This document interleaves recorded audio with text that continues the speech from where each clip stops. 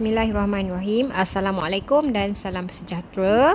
Jadi untuk kelas hari ini, objektif pembelajaran kita ialah 3.4.3, iaitu murid dapat menulis perenggan penutup, penulisan yang lengkap serta menepati tema menggunakan ayat yang gramatis.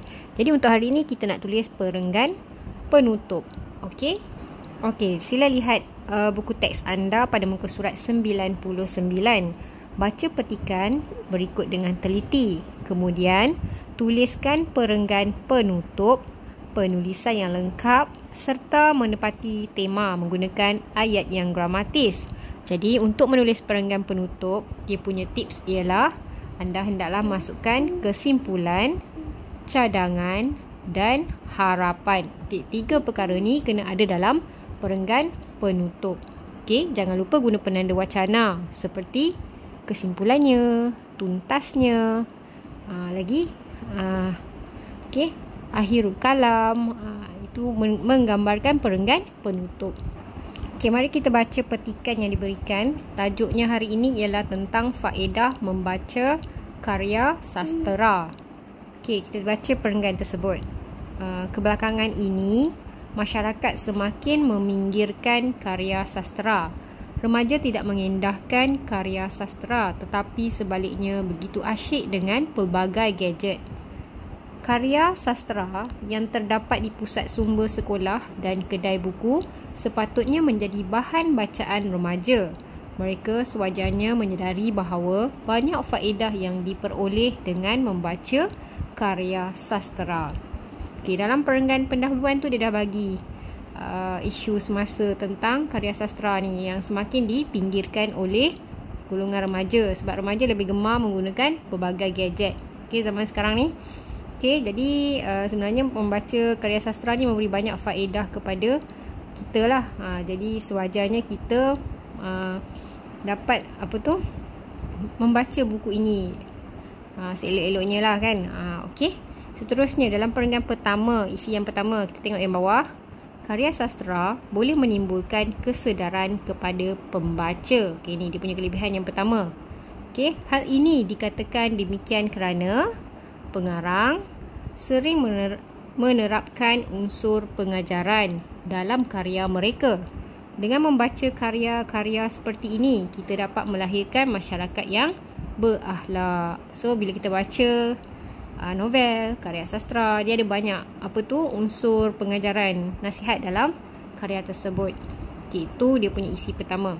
Okey, seterusnya, selain itu, remaja boleh memperluas kosakata dan memperbaik penggunaan bahasa dengan membaca karya sastera. Mereka akan menemukan pelbagai perkataan baharu dan ayat-ayat yang menarik daripada karya yang dibaca.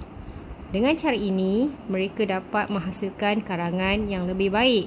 Selain itu, mereka juga berupaya untuk berkomunikasi dengan lebih berkesan apabila membaca karya sastera. Okey, ini dari segi ilmu lah kan. Jadi kalau kita banyak membaca, kita dapat memperluas kosa kata. Okey, lagi membaiki penggunaan bahasa, dapat berkomunikasi dengan baik. Kan? Okey. Jadi seterusnya, pelbagai ilmu pengetahuan juga boleh ditemukan melalui karya sastera. Dengan memilih karya sastera yang bermutu, pelbagai maklumat dapat diperoleh. Sebagai contoh, pembaca mendapat maklumat tentang tempat-tempat baharu yang digambarkan dalam karya sastera. Oleh hal yang demikian, remaja tidak menjadi seperti katak di bawah tempurung. Dia masukkan peribahasa di situ. Okey, jadi perenggan seterusnya.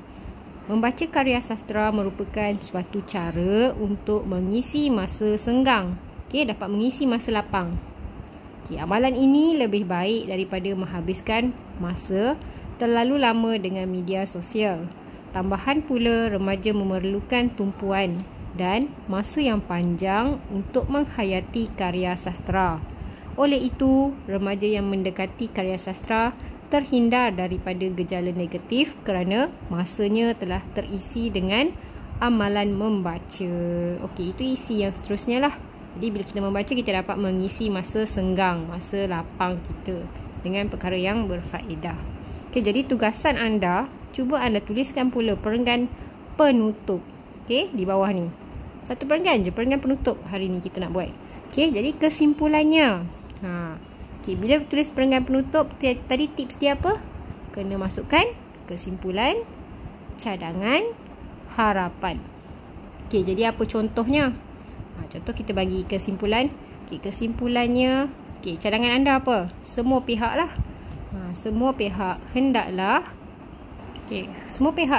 membaca karya sastra agar, bagi pula harapan anda agar karya sastra ini akan sentiasa